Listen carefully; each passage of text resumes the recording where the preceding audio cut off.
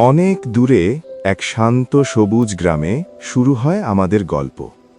সকালের সূর্য উঠলেও রাহুলের ঘুম ভাঙার কোনো তাড়া নেই।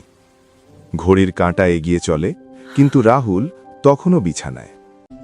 তার বাবা একজন পরিশ্রমী মানুষ, যিনি প্রতিদিন সময়ের মূল্য বোঝেন। বাবা রাহুলকে বলেন, বাবা, সময় নষ্ট করলে জীবনও নষ্ট হয়। কিন্তু রাহুল হেসে বলে, পরে করব বাবা, এখন তো অনেক সময় আছে। পড়ার বই পড়ে থাকে এক কোণে, আর রাহুল মেতে ওঠে খেলায়। দিন যায়, সপ্তাহ যায়, রাহুলের অভ্যাস বদলায় না। একদিন গ্রামের বাজারে এলো এক রহস্যময় বৃদ্ধ।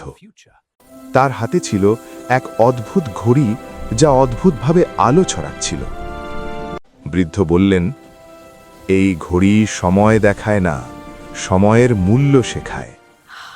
রাহুল কৌতূহলে ভরে ঘড়িটা হাতে নিল। হঠাৎ চারপাশে ছড়িয়ে পড়ল উজ্জ্বল আলো। রাহুল বুঝতেই পারল না কখন সে চলে এলো ভবিষ্যতে। সেখানে সে দেখল এক বড় রাহুল, ক্লান্ত আর ব্যর্থ। লোকটি একা বসে আছে, চোখে হতাশার ছায়া।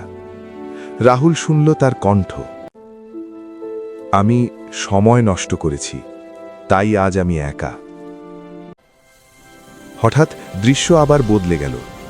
এবার সে দেখল আর এক ভবিষ্যৎ। এই রাহুল সফল, সম্মানিত আর সুখী। সবাই তাকে ভালোবাসে, কারণ সে সময়ের মূল্য দিয়েছিল। দুটি ভবিষ্যৎ দেখে রাহুল ভয়ে কেঁপে উঠল। তার চোখ বেয়ে নামল অনুশোচনার জল। ঠিক তখনই বৃদ্ধের কণ্ঠ ভেসে এলো, সময় অত্যন্ত মূল্যবান, এটি সঠিকভাবে ব্যবহার কর। হঠাৎ রাহুল ঘুম থেকে জেগে উঠল। ঘরের সবকিছু আগের মতোই, কিন্তু রাহুল আর আগের মতো নয়। সেই দিন থেকেই সে সময় মতো ঘুম থেকে ওঠে, মন দিয়ে পড়াশোনা শুরু করে। বাবার মুখে দেখা যায় গর্বের হাসি। রাহুল গ্রামবাসীদের সাহায্য করে, শিক্ষক তাকে প্রশংসা করেন। বন্ধুদের সাথে খেললেও সে আর দায়িত্ব ভুলে যায় না। দিন শেষে রাহুল সূর্যাস্তের দিকে তাকিয়ে হাসে। তার মনে পড়ে সেই জাদুর ঘড়ির কথা। রাহুল বুঝে যায় ওটা শুধু ঘড়ি ছিল না, ছিল শিক্ষা। সে আকাশের দিকে তাকিয়ে মনে মনে বলে, আমি আর সময় নষ্ট করব না, কারণ সে জানে প্রতিটি মুহূর্ত অমূল্য। সময়কে বন্ধু বানালেই জীবন সুন্দর হয়।